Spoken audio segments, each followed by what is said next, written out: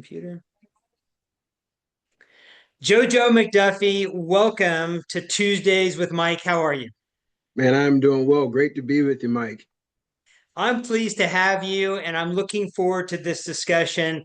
We've not spent a lot of time together, but we've had an opportunity to interact back and forth a decent amount over the years. I'm very impressed with all the things you guys are doing at Rocksteady Boxing, as well as you personally, the things that you are doing to contribute to the field and also for your own self betterment. So I'm looking forward to talking about all of those if you're up for it. Yes, sir. Yes, sir. Let's do it. I'm excited, man. All right, sounds good. So before we get too deeply into kind of a main topic, Parkinson's disease and Rocksteady Boxing, I really Hmm. wanted to make certain that people listening, our viewers, get an opportunity to get to know you. And so I'd Hmm. like to give them an opportunity to hear your perspectives on training and also some understanding of your background. Yeah. So let's start off with just however you'd like to describe who you are as a person outside of your profession. Yeah. Yeah. I'll take this back to my childhood. Okay. I am a military brat. Grew up in a very disciplined household.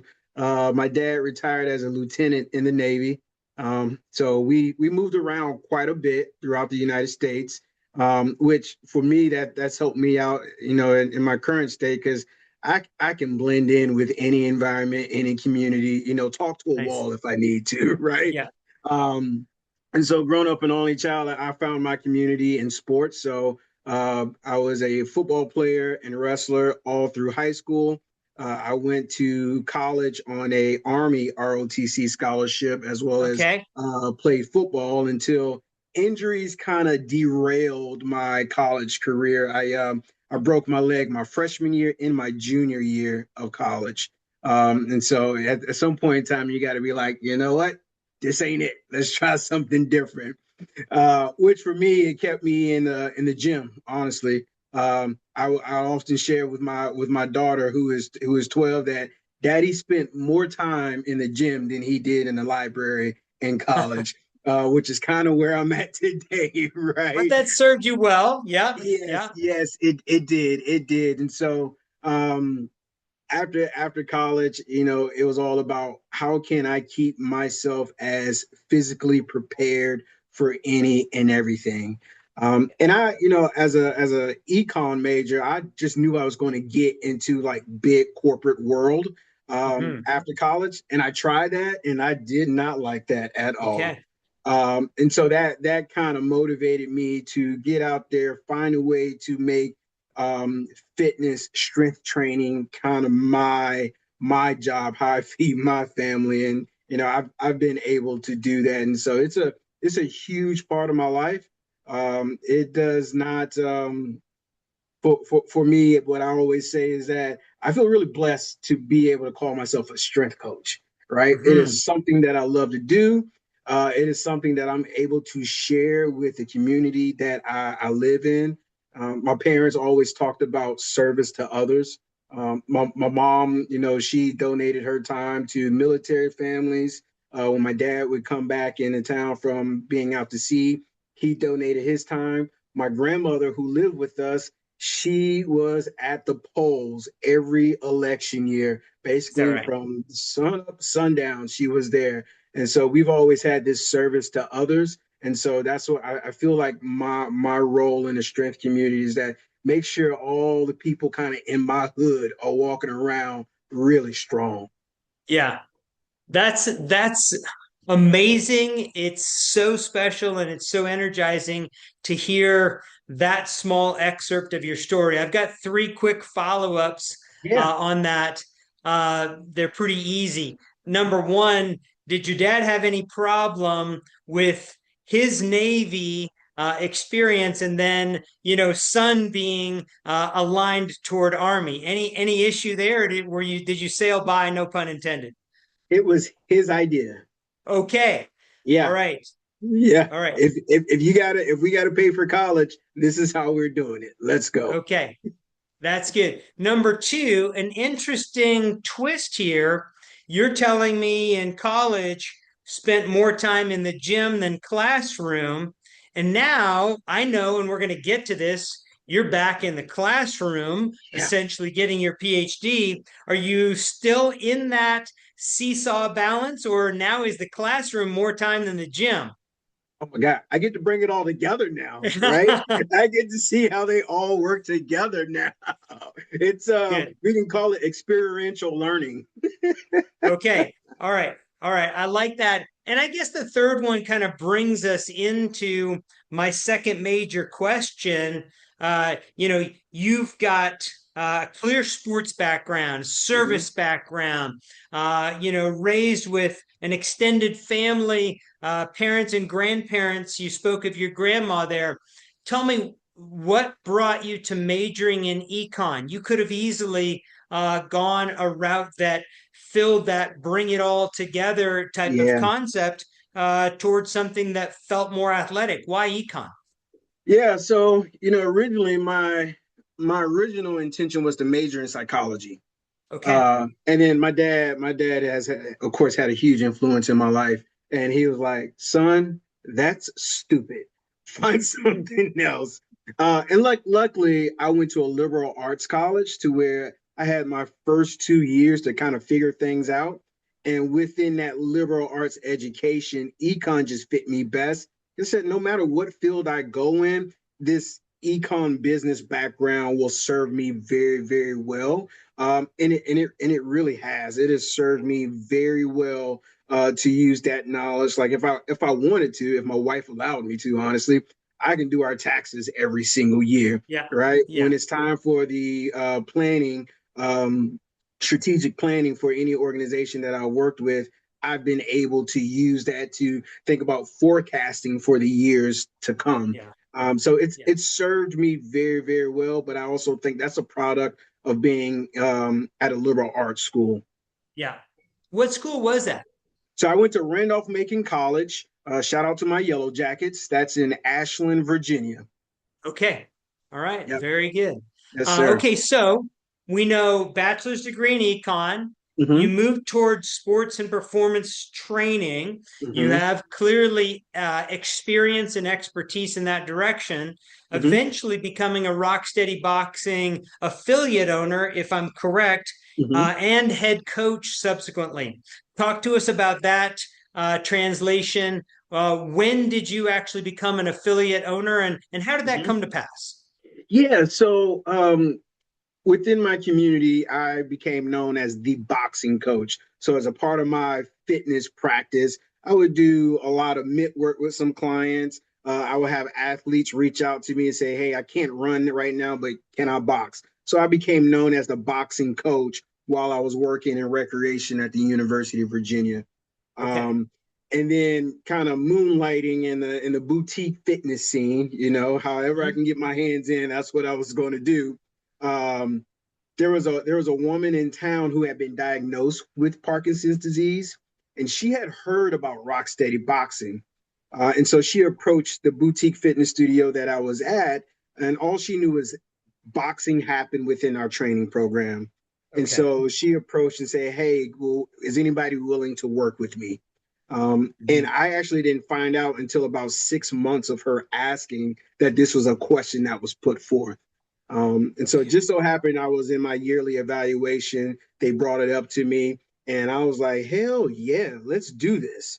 And so I met her. We started training. She was, much older, but still very active. And we would train for 20 minutes, 30 minutes. And it was like, first it was 20 minutes of training, 40 minutes of, hey, JoJo, this is what Parkinson's is like. And Okay. then we boosted up to 30 minutes. So it's like 30 minutes of me training her, 30 minutes of her educating me. And Yeah. then she saw the CBS special on Parkinson's disease, Mhm. and she shared that with me. And she said, "Hey man, you need to do this." It's like, okay. And then we had a few more training sessions. Have you looked into this? You haven't. here's this folder about Rocksteady Wow, Boxing. And that's then great. we kept talking about it. And it was, hey, when you do this, this is what to expect. When this happens, like speaking it into existence, Yes. Yeah. they will come to you. It's like, Yeah. all right. And sure enough, I worked with a few other people to help bring Rocksteady to Charlottesville, Virginia. So we went to training camp in December, a 2-day training camp in December of 2016. And then in 2017, we opened the Charlottesville affiliate. We're affiliate number 299 in our network. So Okay. I always remember that because it was kind of the day that things really start to change, for me Wow. in the Charlottesville community. Yeah. Wow, that's amazing. And so if I could ask, what was her first name? Judy. Judy. So Judy gave you insights as you were helping her, she was helping you. You didn't have prior experience per se, family members or Mm-mm. otherwise, with Right, Parkinson's disease. So right. this was quite a serendipitous meeting that the two of you would have. And also, that time that you had spent together, if I understand correctly, 6 months before it was really recognized that you were going to be her boxing coach and she had Parkinson's disease. That's Mm-hmm. quite serendipitous because her gift to you and while you were giving to her has turned out to positively impact thousands of people because of what you've brought to RSB, right? Right. And I mean, the even crazier part of it all is what I was not a boxer, Okay. right? The reason why, now my dad boxed for the Navy. I was going to ask you that. I figured that was the case. I would have been Yeah. okay, good. All right. Yeah. So, dad always, had gloves on me and we would do that type of deal. But actually learning the science behind boxing, the sport of boxing, that actually happened because I moved to Charlottesville to work at the University of Virginia. The boxing coach left and they were like, hey, we need somebody to teach this class. I was like, all right, I'll do it. That sounds like a lot of fun. And then the story kind of continues from there. Yeah. But yeah, it was one of those things where I always say, even to the even now, is that it was just meant to be. Yeah. I said yes. I took the opportunities where they were, and it's just carried me forward. Wow, that's tremendous. I love that story. And it does take the right person to be willing to say yes to something that is novel to you, that has a little Yeah. nuance to it. But wow, so many people have benefited because you were willing to say yes and join Judy, join Charlottesville, help Mhm. out, become affiliate 299, etc. Talk to us about your evolution to become head coach there for RSB. How did that happen from, let's say, 2016 to when? Yeah, so the way the affiliate programs work with Rocksteady, so every affiliate has to have someone who's designated as a head coach. Okay. And so that person who's designated as a head coach has to have either a clinician background, PT, OT, or they have a fitness background, personal training, group exercise. That Okay. person goes to training camp, and which is a 2-day process, just Hmm. hands-on immersion in Parkinson's disease and training people with PD, right? Hmm. And so, in order to actually open an affiliate, you got to have a head coach, There right? you They're go. not separate ones. And so that's how I became the head coach, because I was, as a part of our group, the fitness professional on that team, to be able to lead that program, and then subsequently opened another location about 45 minutes away. Okay. So I want to talk about your PhD as well. Yes, We're sir. going to spend a little bit more time specifically on Parkinson's disease. Yes. But if you don't mind, I want to lean into Rocksteady Boxing just a Mhm. little bit here Yes, to sir. understand. You have a somewhat of a childhood boxing background, your Hmm. dad being playful and experienced. You had an opportunity that opened up because The boxing coach had left. You stepped into that. Hmm. You gained some experience. You understand about RSB, and Judy's putting pamphlets into your hands and Yes, sir. thoughts and ideas into your head. You end up being successful. You open another facility about 40 to 45 minutes away. How do you move up the chain in Rocksteady Boxing from being affiliate owner number 299 to where you are today with the organization? Yeah. So with our program, it's I set up the Rocksteady affiliate in my town. And Okay. so unlike a franchise agreement, right? The affiliate program gives the affiliate owner autonomy in how their program operates. Mm-hmm. So you can have a Rocksteady boxing affiliate in a senior living community, a YMCA, your local fitness franchise, or your standalone unit, right? Mm-hmm. Where I am today is because I have been heavily involved with Rocksteady since 2016, Yeah. right? So not just the affiliate, but presenting at our annual coaches conference, attending our annual coaches conference, and then being heavily involved in the Parkinson's community. I think that's probably one of the unique aspects of Rocksteady is that when you have a Rocksteady boxing affiliate within your community, you become the go-to resource Right. for people with Parkinson's disease. I always tell, some of my friends, like, I see my clients or my athletes is what I refer to them as, Yeah. right? I see my athletes more than their neurologist sees them, more than their family members see them. They are in our facilities 3, 4, sometimes 5 days a week, Yeah. right? Yeah. And so you become that resource. And through my involvement with Rocksteady, when there's an opportunity to be involved in the organization as a whole and kind of share the things that I've learned over the years, I jumped right at that opportunity. Yeah. And actually, at that time, I was serving on the board of directors with Rocksteady.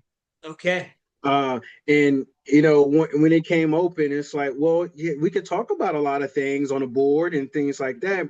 But what if I could actually dig my hands in and get to work, right? Yeah. And so I did it, and I mean, I was to me, it's a great honor to work with Yeah. the Rocksteady organization, and it's something that I truly love to do. And so it was such an easy decision for me, in my family to make, and I didn't have to leave my Parkinson's community right here in Charlottesville. Makes sense. Yeah, That yeah. Go ahead. No, you're good. You're good. Yep.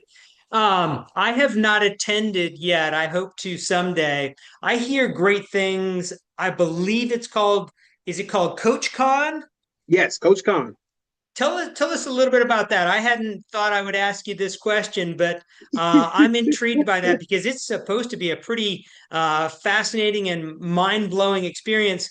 We sent our coach for the RSB affiliate that we opened in Salem, Oregon. We Okay. sent him out to it. So he came, showering and radiating praise about it. That would have been, I think, early 2019, maybe late 2018. Okay. But what's how would you describe Coach Khan? Now, let me ask you this before that. Was that Augie? That was Augie Peterson, yeah. And Yeah. then he subsequently acquired the affiliate from me. We exchanged it Yes. for almost no money, and he still operates it today. Yes. But excellent memory. Good job, JoJo. Yeah, I know Augie very, very well. That first time I met that guy, I was like, "You're a rock steady coach for real. You got that vibe. You got that energy. I love it. Yes. I love it, Yeah. man." So, Yeah. tell me your question again, because I get No, excited thinking about Augie. Oh, just Coach Khan. Coach Khan. Yeah, just describe Coach Khan for people that haven't been, including myself. Yeah, so Coach Khan is an amazing experience.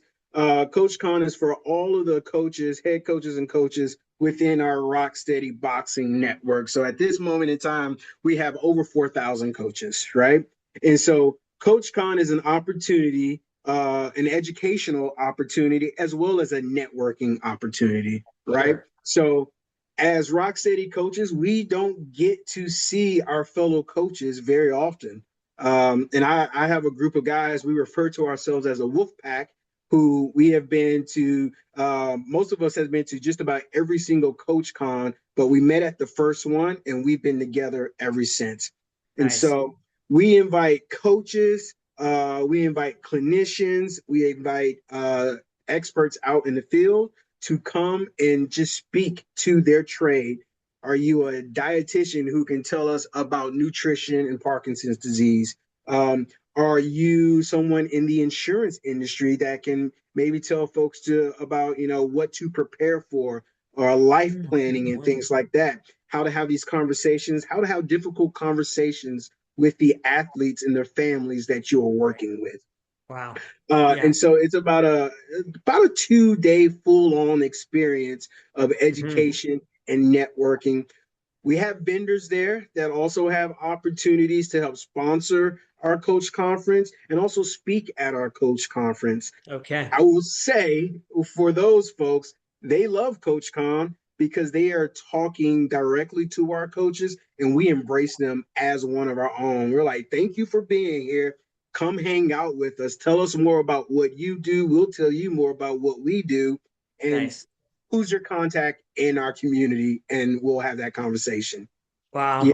it's Yeah. quite the educational experience. You come back refreshed, right? Because you can share stories with folks that you may have never met before. Yeah. Um, you have some similarities in maybe events that have occurred, situations that have happened, and oftentimes where you're at, you don't feel like you have that resource to sit Yeah. down at breakfast or lunch to talk about these things. And so, man, our coaches leave feeling refreshed and ready. They come back with new ideas. Yeah. I give you an example. I did a one of my workshops. I'm very much into the floor-based training. So Okay. getting people on the ground, bear crawls, salamander crawls, all that type of Mm, stuff. Get hmm. them comfortable and strong on the ground, right? Yeah. Uh, got back to Charlottesville a couple of days later. I got a message from one of our affiliates, and she said, "I just want you to know, my boxers hate you."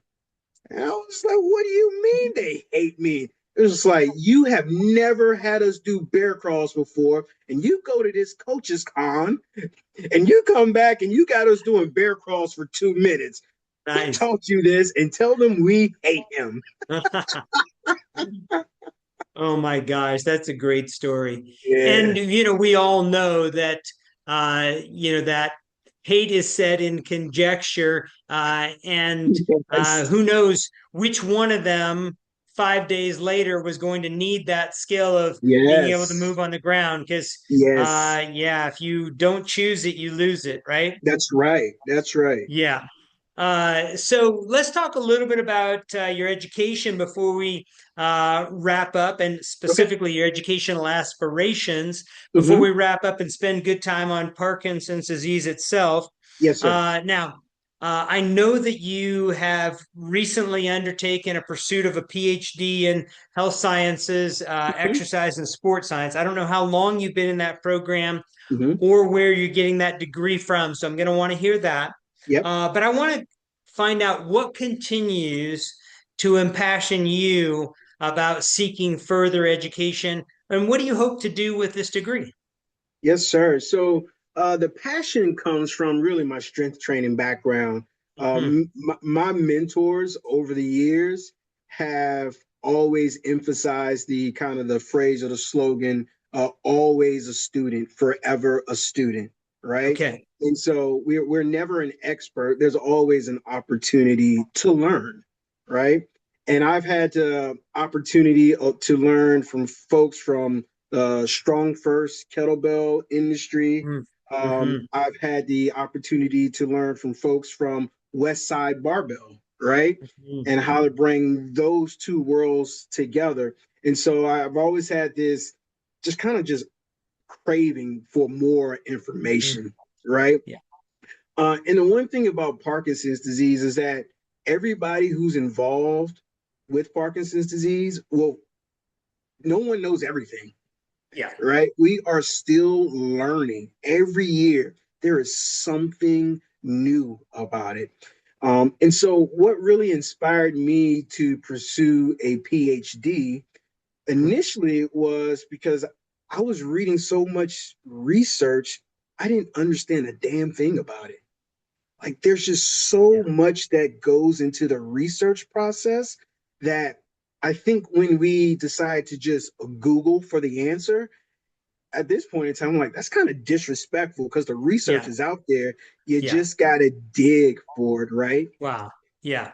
And so one of my friends who's an author, he would say, you know, most people are searching for information. They're searching for the right answer, right? Hmm. Hmm. Versus researching.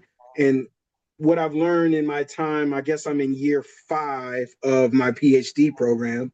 Okay. Um, Research just makes you ask more and more and more questions, right? There's always a follow up. It's like you have this idea in your mind and you say, yeah, the sky is blue.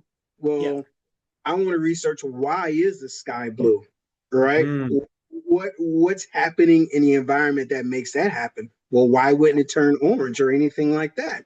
And so Right. you just keep asking these questions. And you know, at the end, what you're really trying to do is you're trying to prove your bias wrong, what Yeah. you're thinking wrong, and that's hard for people to do, right? Yeah. Uh, but I thought that it was necessary for me to really help the people that I work with who have PD to really get out there and dig deep. If someone Wow. tells you that you need to be taking or that you need to be doing more Tai Chi, well, I want to know why they said you need to do more Tai Chi to either say, yes, Tai Chi is really awesome for you. Here's why. Or no, maybe you should not be doing Tai Chi because for right now in your progression, that may not fit. And so that was Nice. really my inspiration behind doing it. Hmm. I also love coaching. I love coaching. Coaching is teaching. And Yes. in my practice, I always say, whatever I ask you to do, I also am doing or have done. Right. Hmm. And Hmm. so I want to take that same skill set to the classroom. And so I hope to at some point, uh, you know, be given an opportunity to be a college professor to kind of Nice. share that knowledge. Yeah. Good. Wow. You keep coming back to exactly what you told me in my introductory remarks and question. Tell us about yourself. And you're coming back and talking again about helping people in your neighborhood. And obviously, your neighborhood has turned into your community and Yeah. your people, Parkinson's and RSB inclusive. You've been talking about service orientation the whole time. And now you're Hmm. talking to me about that again, not going to get a PhD for 3 letters, but so that you can serve people better. Do you think that's an accurate reflection? Yes, sir. Absolutely. Yeah, Absolutely. Yeah. I always tell I always tell folks I'm not the smartest man in the room, but I will outwork anybody, right? And usually you think of a PhD as like the smartest person on the topic. sure. I've just put in a lot of hours to understand what I know, right? Yeah. It's truly hands-on application that has kind of helped me out, and especially with the PhD because when you're doing the research, it is definitely hands-on, and you get to Mm, talk to a lot of people. You got to ask a lot of questions, and they ask you a lot of questions, which is extremely helpful. So yeah, enjoying the journey, not for the letters behind the name. yeah. Are you at liberty to tell us now about your research aspirations in your dissertation, or is that premature? Premature, but what I Okay. will say is that my research is primarily focused on quality of life uh, Okay. for people with young onset Parkinson's Oh, disease. wow. Yeah. Wow. I'm going to love that. And I'll ask you 2 quick questions Yes, with sir. this. Number one, what university are you getting your PhD from, and when will we be able to call you Dr. McDuffie? So PhD will be from Liberty University, which is in Okay. Lynchburg, Virginia. Hmm. Uh, Dr. McDuffie, I am hoping that all goes well. We stay on track, and summer 2027, we are finished. Nice. Excellent. Jojo, let's spend the remainder of our time talking about Parkinson's disease. Yes, sir. You've had a wide breadth of experience now since Judy, working probably with thousands of people with Parkinson's disease over the ensuing 10 years at this Mm-hmm. point. So I'm interested if you can tell us what's something that you feel strongly about regarding Parkinson's disease that you feel maybe is too well kept of a secret, something perhaps even my educated listeners might not be as Ooh, familiar with. What do you yeah, have? man. Well, I have a couple of things, honestly. Okay. Yeah. The first thing that I would say is based off the industry I've spent the most time in, which I will call it the fitness and wellness industry. Hmm. I think the wellness industry is, I'll say, uniquely positioned to help the Parkinson's community. If you walk into a gym anywhere in the country today between the hours of like 10 and 1:30, for the Hmm. most part, they are empty. Yeah. Okay. Now, with that being said, between 10 and 1:30, that's when most classes for people with Parkinson's are is happening, right? And right now there's a lack of collaboration, a lack of partnership. So folks like Hmm. me who want to start a Parkinson's program like Rock Steady Boxing, we are opening up our own freestanding units, our own brick Hmm. and mortar versus collaborating, right? Sure. And Hmm. is Parkinson's disease is a very expensive disease, Hmm. right? And so if the wellness industries, the wellness industry and the Parkinson's community can work together, we can Hmm. better take care of people with PD. Yeah. Um, the other part of that is that folks like me in the fitness profession are also positioned to be the strongest advocates for people with PD. Yeah. I mentioned earlier, we spend more time with them than anybody, Yeah. right? We know them very well. But what we also know, we know health, we know wellness, we know the impact of the environment on our health and wellness. Yeah. Right now, for anyone who's read Dr. Oken and Dorsey's book, I think it's the Parkinson's Plan, right? Yeah. The Hmm. Parkinson's plan speaks directly to pollution and Yeah. its impact on Parkinson's disease as a Yeah. cause, really. And That's right. that's new to everybody to actually Sure. see it in print, in depth, in Yeah. that way, right? Brain first and body first Parkinson's disease, right? Man. Yeah. And Novel so concept. Yeah. yeah, and I think we are uniquely positioned to reach out to our representatives to say, hey, what is it? Chloroethylene, Hmm. like Yeah. that's got to go. Right. Paraquat. Yeah. Paraquat's got to go. Right. Um, Chemicals used in dry cleaning, that's got to go, Yeah. right? Yeah. And finding alternatives for that. And the book lists so many examples. I think folks like me can really get out there and advocate for our folks. It's like it may not benefit my current client, Yeah. but their grandchildren, right? And Hmm. generations after that, we can help really reduce the prevalence of PD over time. You know, Yeah. it's astonishing. What is I think the quote right now is 90,000 a year. Yeah. We can Hmm. significantly reduce that. And I think that's where the fitness industry comes in. Yeah.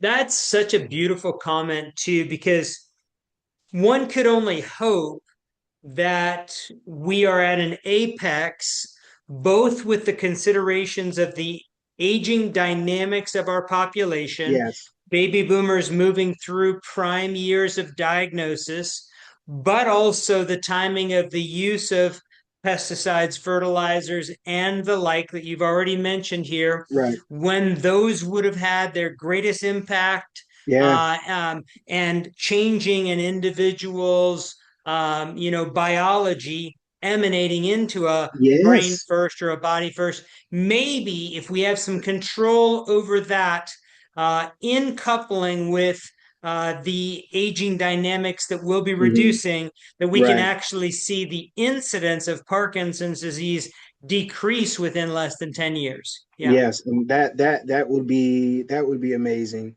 And Yeah. in my work currently working with the young onset community, one of the things that we are seeing is that depending on where you grew up in Hmm. proximity to what you grew up to, Oh, yeah. um, it is aiding in the development of young onset. Yeah. And so looking a little deeper into that as well. Yeah. Absolutely fascinating. Jojo, Yeah. I just love all the things that you're doing. The umbrellas that you have of service and community, paying things forward, if you will, Hmm. the integrity that you are holding yourself and RSB accountable to, your beautiful 360-degree background of sports, great family upbringing, econ, undergraduate degree, plus everything else you're doing now with your efforts to create a study that looks at quality of life in people with Parkinson's disease. And still on the day to day, you're out there touching people, working to build their strength. And so I just love the fact that you're doing all the things, and I just really appreciate your time to help to educate our listeners Hmm. about Parkinson's disease, about rock steady boxing, to help to introduce yourself and the background, because I think a lot of what you're even telling us can help to serve as an asynchronous mentor, if you will, for people that say, I'm young, I don't know what I want to do. Wow, this sounds exciting, and I'm impassioned by that. You just Yeah. telling your story is even helpful. So I just want to thank you for that as well. Yeah, and thank you, Mike. I really appreciate this. I always tell people, I started utilizing LinkedIn probably maybe 2 years ago, and it has been one of my greatest networks to connect with people like you, to be able to, tell a story of Rocksteady, Parkinson's disease, my story, but also to see your story and the things that you're doing as well. Is way better than Instagram, that's for sure. Get just a little bit deeper. Yeah, Yeah, yeah, just yeah. a little bit. That's right. Exactly. That's right. Exactly. Read an actual article from somebody, get a Yes. thought provoking post. Yep, yep. That's right. That's right, Yeah. man. Eye So candy and brain candy are two different things. I like that. I got to use that one. I like that. Yeah. Well, Jojo, I'm looking forward to sharing this with our audience. We'll stay in close contact. Yes, Thanks sir. again for your time, and please thank your father for his service then as Oh well, man, I appreciate that. because Yeah. we can never hear that too often. Yes, sir. Thank you for that. I will definitely share that with Pops. Thank you. All right, you take care. You too, sir. Thank you. Bye bye.